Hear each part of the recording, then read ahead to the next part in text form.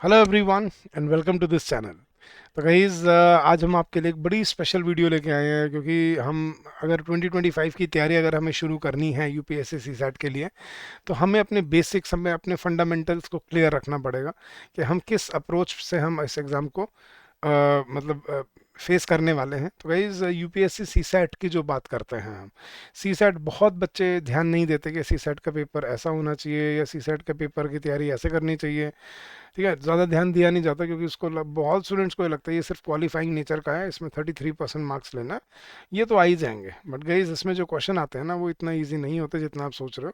और अगर आपको मेरी बात सच नहीं लग रही है, आप पिछले पिछले 2-3 सालों में जो भी बच्चे अपीयर हुए हैं, जो भी एस्पिरेंट्स अपीयर हुए हैं इस एग्ज़ाम में, आप उनसे जाके एक बार उनका ओपिनियन ले सकते हो कि यार सी सेट को क्या हम आखिरी 1 महीने या 2 महीने के लिए छोड़ सकते हैं क्या, तो you will get the right answer. इतना इजी नहीं क्वेश्चन आते गाइस, क्योंकि इसमें क्वांटिटेटिव एप्टीट्यूड काफ़ी हाई लेवल का आता है, कॉम्प्रिहेंशन के पैसेजेस काफ़ी अच्छे आने लगे हैं, एंड रीजनिंग में भी क्वेश्चन काफ़ी डिफिकल्ट आते हैं।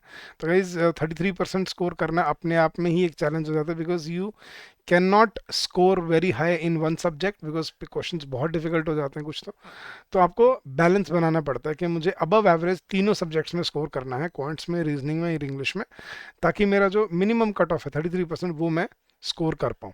ठीक है, आपका स्ट्रॉन्ग सब्जेक्ट होगा आपके साथ ज़रूर, लेकिन आप अकेले अपने स्ट्रॉन्ग सब्जेक्ट के बेसिस पे ये पेपर आप क्लियर नहीं कर पाओगे। तो मैंने बहुत सारे पिछले सेशंस में ट्रेंड डिस्कस किए हैं कि आप ट्रेंड को देखो और आप समझो कि आप किसी एक सब्जेक्ट के बेसिस पे आप ये पेपर क्लियर नहीं कर सकते। So it is highly advisable that you do not put all your eggs in one basket. कि एक सब्जेक्ट के पेपर पे बेसिस पे, क्या मान लो आप इंजीनियरिंग बैकग्राउंड है और आप सोच रहे हो सर मैथ्स मैथ्स पे कर देंगे पेपर, हो नहीं पाएगा यार। क्योंकि अगर वहाँ पे 35 क्वेश्चन अगर मैथ से आते हैं, तो उसमें 10 से 15 क्वेश्चन ऐसे होते हैं जो बहुत ही मतलब दिमाग ख़राब करने वाले होते हैं, जो वहाँ पे बैठ के सॉल्व नहीं हो पाते या गलत हो जाते हैं। तो you have to balance your approach. तो अगर आज हम यूपीएससी सी सेट कॉम्प्रिहेंशन की बात करते हैं, तो उसमें मैं आपको बताता हूँ न्यूज़पेपर रीडिंग कितना इंपॉर्टेंट है। और अगर आप रेगुलर न्यूज़पेपर रीडिंग नहीं करते हो तो आप इस एग्ज़ाम में कैसे मार खा जाते हो।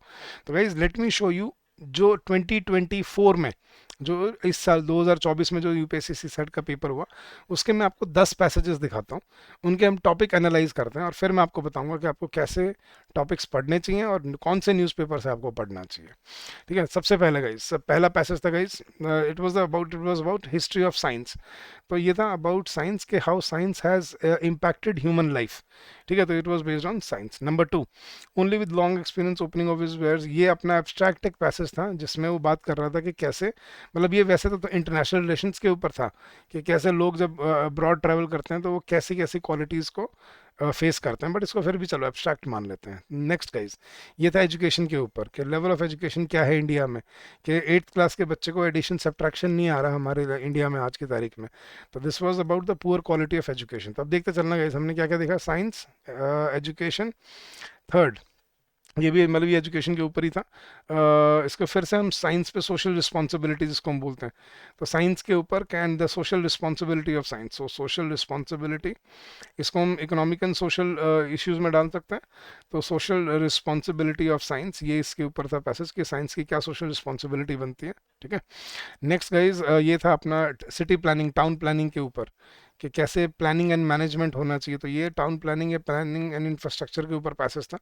नेक्स्ट ये इंटरनेट के ऊपर था कि कैसे इंटरनेट आप किस मतलब कैसे कंटेंट को प्रमोट करता है, कैसे कंटेंट को प्रमोट नहीं करता है, what the monopoly in internet is. फिर आपका ये था आपका इस फूड एंड एग्रीकल्चर ऑर्गेनाइजेशन के ऊपर, फूड सिक्योरिटी के ऊपर था आपका पैसेज ये।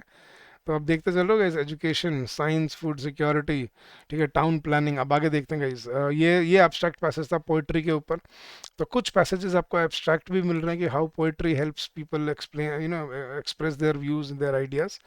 नेक्स्ट फिर ये था आपका इंपॉर्टेंस ऑफ नेचर, मतलब साइंस नेचर के, नेचर एंड नेचुरल ब्यूटी के ऊपर कि how we perceive nature and what nature basically intends to provide us. And last it was about democracy. ठीक है, कि how an ideal democracy should work, right. तो guys अब ये सारे पैसेजेस मैं आपके सामने एक बार एनालाइज करता हूँ, दोबारा से देखना एक बार और नोट करते चलना है। साइंस एक एब्स्ट्रैक्ट पैसेज, एजुकेशन, ठीक है, science, social responsibility of science, town planning, internet, food and security, abstract passage, nature और डेमोक्रेसी। तो गाइज आप देख रहे हो कैसे कैसे टॉपिक आ रहे हैं। 2 एब्स्ट्रैक्ट पैसेज आए हैं 10 में से, और बाकी 8 जो है वो है आपके इकोनॉमिक एंड सोशल इश्यूज के ऊपर। और भी पैसेजेस मैं आपको दिखा सकता हूँ, ऐसी बात नहीं है, but the point is you what I want to tell you कि इसमें आपको क्या क्या चीज़ पे कौन से टॉपिक पे फोकस करना है। तो आज के बाद जब आप अपनी न्यूज़पेपर पढ़ोगे गाइस, तो you need to focus on economic and social issues. सबसे पहली चीज़ तो कि इकोनॉमिक एंड सोशल इश्यूज आपके बहुत स्ट्रांग होने चाहिए कि क्या इकोनॉमी में चल रहा है, क्या सोशल इश्यूज है हमारे अराउंड। Food and health care again very very important vertical to read. तो इसके बारे में कोई भी एडिटोरियल मिलता है, कोई भी आपको हेडलाइन या आर्टिकल मिलता है, ज़रूर पढ़ो उसे। एजुकेशन के ऊपर ज़रूर पढ़ो, एजुकेशन के ऊपर हमेशा से पैसेजेस आते रहे हैं और आते रहेंगे। एवरग्रीन टॉपिक है। Science and technology obviously again very important vertical, जिसके बारे में आपको पढ़ना चाहिए। Internet, IoT, artificial intelligence, electric cars, renewable sources of energy, space travel, global warming, ये सब इसको आपको पढ़ना ही पढ़ना चाहिए। एनवायरमेंट एंड इकोसिस्टम्स, इसके बारे में ज़रूर पढ़ना चाहिए। Forest, ecosystem, environment, global warming, ये सब इसमें आपको पढ़ना चाहिए क्योंकि एग्जाम में आते रहता है। एग्रीकल्चर के ऊपर पैसेजेस आते हैं, फूड सिक्योरिटी, एग्रीकल्चर, ये सारा उसमें आ जाता है। Next, renewable and non renewable sources of energy, again इसके बारे में कभी भी आपको कोई टॉपिक मिले उसको ज़रूर पढ़ो। And last but not the least, social media and internet. ये कुछ टॉपिक्स हैं गाइज जो मैं हाईलाइट कर पाया आपके लिए कि ये टॉपिक ये ऐसे ये वर्टिकल्स है जिसके बारे में आपको ज़रूर पढ़ना चाहिए if you want to prepare for C SAT part. अब बच्चे पूछते हैं सर कहाँ से पढ़ें, कैसे पढ़ें, और एब्स्ट्रैक्ट चलो इसमें तो मैं कुछ कह नहीं सकता कि भाई क्या पढ़ो क्या ना पढ़ो, बट एब्स्ट्रैक्ट की भी आपको थोड़ी बहुत आइडिया होना चाहिए। तो आपकी अप्रोच क्या होनी चाहिए when you are preparing for this exam. तो हमने टॉपिक देख लिए कैसे पैसेजेस आते हैं, हमने वर्टिकल्स देख लिए कैसे वर्टिकल्स को हमें प्रिपेयर करना होता है। अब देखते हैं अप्रोच क्या होनी चाहिए। रीड सेलेक्टिव टॉपिक्स ओनली, कोई पॉलिटिक्स नहीं पढ़नी है आपने। आम आदमी पार्टी, बीजेपी, कांग्रेस या कोई भी जनता पार्टी, बीजेपी, मतलब डजेंट मैटर, पॉलिटिक्स का कोई रोल नहीं है। रीजनल टॉपिक्स का यहाँ कोई रोल नहीं है, ठीक है। रीजनल टॉपिक्स मतलब इंडिविजुअल स्टेट वाइज जो टॉपिक है उसका कोई कोई रोल नहीं है। यहाँ पे आप पढ़ो जो नेशनल या इंटरनेशनल इश्यूज हैं। Then develop conceptual understanding of the topic as well as your practical approach to understand what is going on in that particular issue. Then start your preparation on time. Time से शुरू करना guys. अब ये मत सोचना कि sir exam से 2 महीने पहले पढ़ना शुरू कर रहे हैं तो हो जाएगा, अगर नहीं, आप आज पढ़ना शुरू करो तब आप अप टू डेट रहोगे, तभी आपकी रीडिंग हैबिट बनेगी, कॉम्प्रिहेंशन स्किल्स डेवलप होंगी और एनालिटिकल स्किल्स डेवलप होंगे आपकी। तो you should start your preparation on time and well before the exam, ताकि आप अपने में इसमें अपना कॉन्फिडेंस बिल्डअप कर पाओगे। चलो यार एक एग्ज़ाम तो क्लियर हो गया ना, एक एग्ज़ाम की टेंशन तो पूरी हुई, अब इसमें सोचने की ज़रूरत नहीं है। तो उस तरह की प्रिपरेशन होनी चाहिए आपकी। Then you have to practice a lot. और अगर आप मुझसे पूछो प्रैक्टिस कहाँ से करना है, मैंने पिछले सेशन में बताया है आपको, प्रीवियस ईयर क्वेश्चन। आपको पिछले 10-12 सालों में इतने पैसेजेस मिलेंगे आपको ना, और कोई बुक पढ़ने की जरूरत नहीं है। आप बस PYQ कर लो, ठीक है, अच्छे से कर लो, एक एक PYQ, एक एक पैसेज कर लो। मैं लिख के देता हूँ, ये पेपर कोई रोक नहीं पाएगा आपका, बट सही अप्रोच के साथ। Now what should be the sources that you should follow. Now guys आपको अगर सबसे पहले तो अगर रीडिंग स्किल्स आपकी अच्छी नहीं है तो पहले अपनी वोकेबलरी और कॉम्प्रिहेंशन को इम्प्रूव करो। अगर आपकी vocabulary up to the mark नहीं है तो मार्केट में एक बुक मिलती है, word power made easy by Norman Lewis. Word power made easy, ठीक है, इसको बोलते हैं मक्का ऑफ वोकेबलरी या डिक्शनरी, मतलब the best book out there. अगर आप ये कर लेते हो आपके वोकेबलरी में आप कभी मार नहीं खाओगे।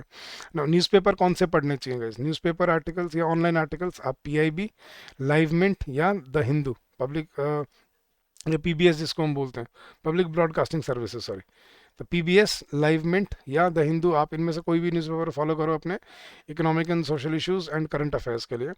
प्रैक्टिस मैंने आपको बोला प्रीवियस ईयर क्वेश्चन से करो, वो बेस्ट सोर्स है। और अगर आपको गाइडेंस चाहिए, अगर आपको हैंड होल्डिंग चाहिए, तो मैंने आपको अपने कोर्स के बारे में शायद नहीं बताया होगा, बट ये जो कोर्स है इसमें आपको हर चीज़ अवेलेबल मिलेगी फ्रॉम ऑन डे वन। सारे रिकॉर्डेड सेशन, सारे downloadable PDF, sectional test, full length test, and they are going to help you in your journey ahead. तो guys newspaper reading is a critical, और you can say it's a very integral part of your preparation of CSAT।